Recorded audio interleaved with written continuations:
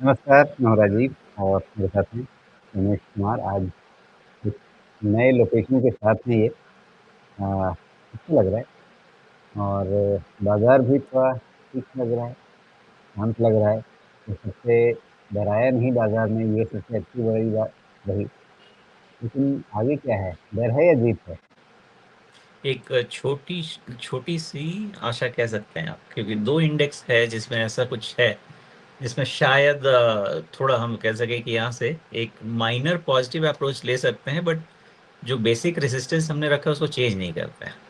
जो main positivity लेनी है वहीं से लेंगे।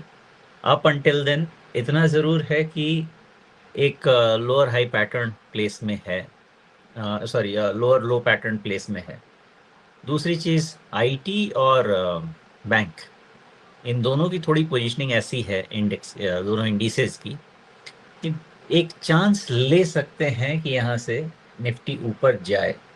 एक माइनर रेसिस्टेंस है 23,950 के पास, बट स्टिल सेटअप ऐसा है कि चांस लिया जा सकता है।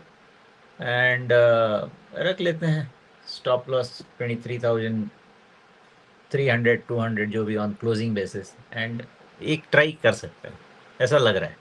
बहुत कॉन्फिडेंट नहीं हूं मैं, लेकिन जो सेटअप है वो ऐसा ही है कि माइनर बाउंस पॉसिबल है। जी। तो ये माइनर बाउंस ऐसे पहले आपने जो ज़िक्र किया था कि अ, एक तो 24,000 कितना 24,500 के आसपास आप की नज़र टिक रही थी और 25,000 के करेक्ट। आसपास। करेक्ट। तो ये माइनर बाउंस बस वहीं तक रहेगा या उससे आगे भी जा सकता है?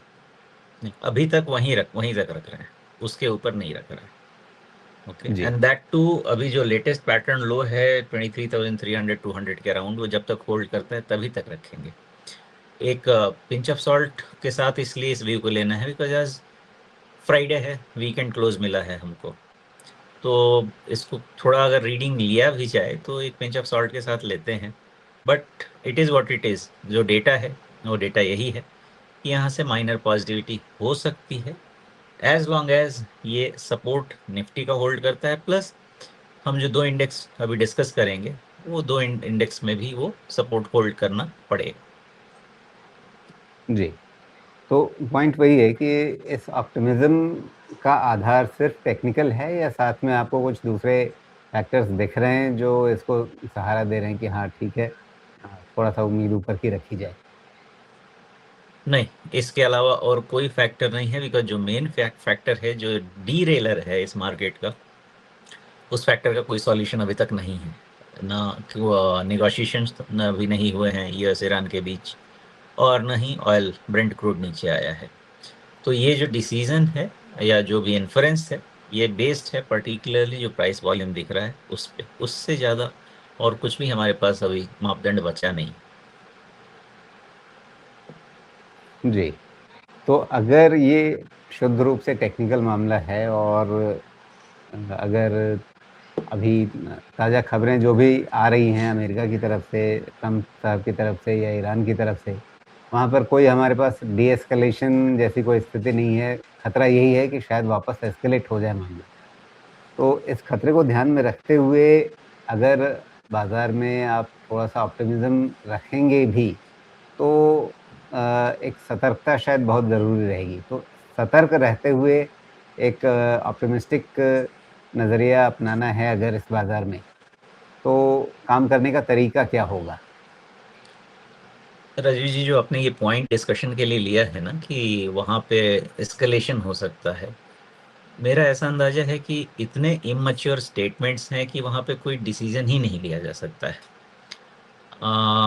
एक पल मैं अटैक कर दूंगा, दूसरे पल we are very close to the deal. वो स्टेटमेंट्स मुझे तो नहीं लगता कि यूएस या यूएस का कोई भी पॉलिटिशियन हो या कोई भी, उनको मैं ट्रस्ट करने के सिचुएशन में नहीं हूँ, because of their immature behaviour, very very immature behaviour. हमको जो भी डिसीजन लेना है वो अपने डेटा पॉइंट्स के बेसिस पे लेना है। उनको भूल जाइए, कुछ भी कर सकते हैं कल। मुझे नहीं पता क्या करेंगे, बट कुछ भी कर सकते हैं। एक पॉइंट अगर बात किया जाए तो वॉर रीस्टार्ट हो सकती है based on the frustration that Trump has. वो चाह के भी ईरान को नहीं झुका पा रहे हैं, तो अगर इतना कोई फ्रस्ट्रेट हो जाता है तो कोई भी इनसेन डिसीजन लेने की पॉसिबिलिटी रहती है। अदरवाइज थके हुए हैं, लड़ना चाहेंगे नहीं, बट स्टिल मजबूरी है तो क्या करें। मैं यही जी, कहूँगा कि बहुत ज़्यादा ऑप्टिमिज्म नहीं रखें, सिर्फ ट्रेडिंग स्टैंड पॉइंट से काम करें और ध्यान मिड और स्मॉल कैप में सेक्टर स्पेसिफिक, स्टॉक स्पेसिफिक लगाइए, उसमें एसआईपी वाइज इन्वेस्टमेंट कीजिए, थोड़ा थोड़ा एक्यूमुलेट कीजिए। रिजल्ट्स बहुत एनकरेजिंग कई सेक्टर्स में दिख रहे हैं, हमने पहले भी डिस्कस किया हुआ है, आज भी कर सकते हैं, वहाँ पे पैसा बनेगा। बाकी ये इंडेक्स मैनेजमेंट तो एफआईआईज के हाथ में है, तो उसका अभी साइड में रख देते हैं। ट्रेड के लिए लेवल्स बात कर सकते हैं, और इन्वेस्टमेंट के लिए जी, मिड कैप और स्मॉल कैप और सेक्टर स्पेसिफिक जा सकते हैं। बिल्कुल। तो जो नीचे आपने 23,200-300 के आसपास के स्तरों पर स्टॉप लॉस रखने की बात कही, एक चर्चा हमारी पहले थी कि हाँ, ज़्यादा नहीं लेकिन फिर थोड़े से अंतर से अभी भी एक गैप बचा हुआ है, जो ये गैप अगर ठीक-ठीक देखें तो कितना है? 23,154 का इसका आप कहें कि यहाँ से ये गैप शुरू होता है 23,154 से। तो ये एक छोटा-सा गैप बचा हुआ है। अ, अगर हम अभी ऑप्टिमिस्टिक हो रहे हैं, तो क्या ये मान के चल रहे हैं कि हाँ, इस गैप का अब ज़्यादा महत्व नहीं रह गया? या देर-सवेर वो गैप भरने के लिए भूरे तरह से घूम कर आएगा फिर?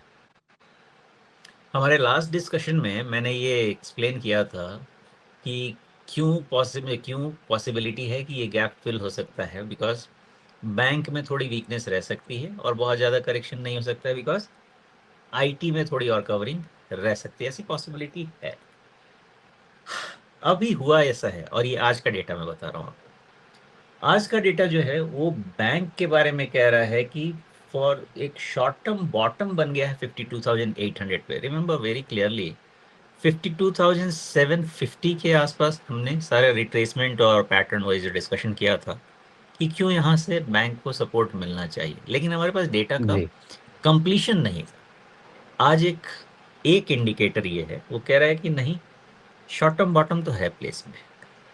तो ये एक पॉजिटिव पॉजिटिव फैक्टर है, और bank and financial as a sector ज़्यादा वेट रखते हैं।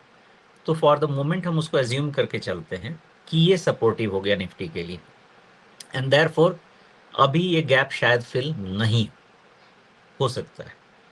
एक जो छोटी सी हिच है ना, वो वही हिच हमारी बनी हुई है कि निफ्टी का एक छोटा सा बट वेरी इफेक्टिव रेसिस्टेंस जो है, छोटा सा बट वेरी इफेक्टिव रेसिस्टेंस जो है, वो बन रहा है 24,000 पे। एक ये प्रॉब्लम तो है, छोटा सा ही है लेकिन बहुत ही इफेक्टिव रेसिस्टेंस है। और इंसिडेंटली वहाँ भी एक छोटा-सा ही गैप है बना हुआ है। हाँ, वो भी दिख रहा है, वो भी उसके ऊपर वो गैप है। तो ये जी, क्लोज अगर एक मिल जाता है ना निफ्टी को, तो फिर शायद ये थोड़ा सा पुल बैक तेज हो जाएगा हमारा टुवर्ड्स 24,500।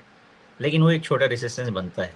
नेट नेट अगर मैं आपको समझाने की कोशिश करूँ राजीव जी, तो डेटा थोड़ा सा कॉन्वोल्यूटेड, कंफ्यूज्ड, कॉम्प्लिकेटेड है सभी। जी। लेकिन अगर इस अप्रैल के 8 अप्रैल वाले गैप को अगर हम देखें, वहाँ से अभी तक का जो एक रुझान है, मैं इसमें टेम्प्टेड रहूँगा एक पैरेलल चैनल बिठाने के लिए। अब वो बैठता है या नहीं, वो अभी लगा कर के देखते हैं। लेकिन मेरा टेम्पटेशन तो रहेगा इस पैरेलल चैनल को बिठाने के लिए। बहुत मैथमेटिकल प्रिसिजन नहीं होगा शायद, क्योंकि ये वाला टॉप जो है वो बिल्कुल लाइन पे नहीं आ रहा। लेकिन फिर भी एक दिशा ली जा सकती है। इस हिसाब से अ, इस चैनल की जो ट्रेंड लाइन बनेगी ऊपर वाली 24,300 के आसपास कहीं जाएगी।